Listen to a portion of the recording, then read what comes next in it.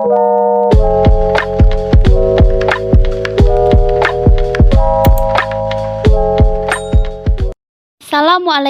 warahmatullahi wabarakatuh. Perkenalkan, nama saya Nadila Putri Santi dengan NPM A1J021024. Saya dari Prodi Pendidikan Nonformal Universitas Bengkulu, mata kuliah Pengelolaan Pendidikan dan dosen pengampu Dr. Muhammad Kristiawan MPD. Baiklah, pada kesempatan kali ini saya akan membahas materi bab 9, yaitu manajemen kurikulum. Adapun materi yang akan saya bahas yaitu A. Konsep dasar manajemen kurikulum, B. Ruang lingkup kurikulum, manajemen kurikulum, C. Prinsip dan fungsi manajemen kurikulum, D. Komponen kurikulum, E. Perencanaan kurikulum, F. Modal implementasi kurikulum, G. Pengembangan isi kurikulum, H. Evaluasi kurikulum. Langsung saja ke materi yang A, yaitu konsep dasar manajemen kurikulum. Kurikulum itu merupakan seperangkat rencana dan pengaturan mengenai tujuan, isi, dan bahan pelajaran, serta digunakan sebagai pedoman penyelenggaraan kegiatan pembelajaran agar tercapainya tujuan pendidikan secara efektif dan efisien. Lalu, manajemen kurikulum merupakan sistem pengelolaan atau penataan terhadap kurikulum secara kooperatif, komprehensif, sistemik, dan sistematik yang dijadikan acuan oleh lembaga pendidikan dalam rangka mewujudkan ketercapaian tujuan kurikulum atau tujuan pendidikan. B. Ruang lingkup manajemen kurikulum. Manajemen kurikulum merupakan bagian integral dari kurikulum tingkat satuan pendidikan dan manajemen berbasis sekolah.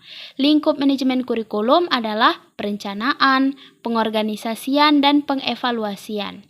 Menurut Rusman, manajemen kurikulum itu merupakan bagian integral dari kurikulum tingkat satuan pendidikan KTSP dan manajemen berbasis sekolah MBS. C. Prinsip dan fungsi manajemen kurikulum. 1. Prinsip kurikulum. Menurut Rusman, prinsip kurikulum yaitu A. Produktivitas, B. Demokratisasi, C. Kooperatif, D. Efektivitas dan efisiensi, dan E. Pengarahan visi dan misi tujuan. Yang kedua, fungsi manajemen kurikulum. Menurut Rusman, fungsi manajemen kurikulum itu adalah sebagai berikut. Yang pertama, meningkatkan efisiensi pemanfaatan sumber daya kurikulum. Yang kedua, meningkatkan keadilan dan kesempatan pada siswa untuk mencapai hasil yang maksimal.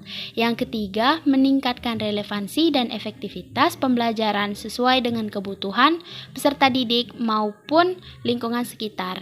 Dan yang keempat, meningkatkan efektivitas kerja guru maupun siswa. Dan yang kelima, meningkatkan partisipasi masyarakat dalam pengembangan kurikulum.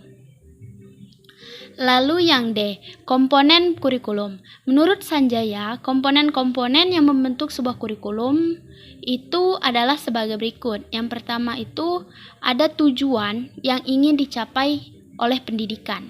Dan yang kedua, kurikulum itu mengandung isi.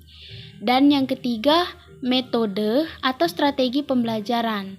Yang keempat, evaluasi atau penilaian dalam pembelajaran. E. Perencanaan kurikulum.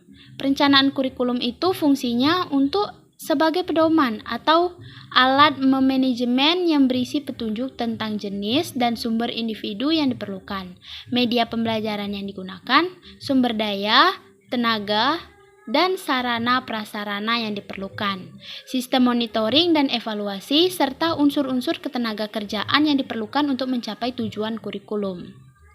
Lalu F. Model implementasi kurikulum.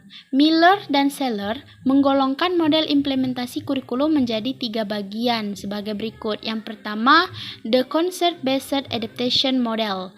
Merupakan sebuah model yang dilakukan dengan mengidentifikasi tingkat kepedulian guru terhadap sebuah inovasi kurikulum. Yang kedua, model Lakewood.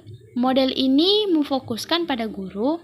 Asumsi model ini adalah yang pertama, setiap guru mempunyai kesiapan yang berbeda. Yang kedua, implementasi merupakan proses timbal balik. Dan yang ketiga, pertumbuhan dan perkembangan dimungkinkan adanya tahapan individu untuk identifikasi.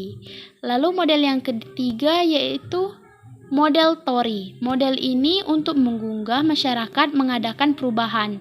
Dengan model ini diharapkan tumbuhnya minat guru dalam memanfaatkan perubahan. Lalu yang G, pengembangan isi kurikulum. Untuk memajukan kurikulum itu harus dikembangkan sesuai dengan perkembangan zaman. Lalu yang H, evaluasi kurikulum.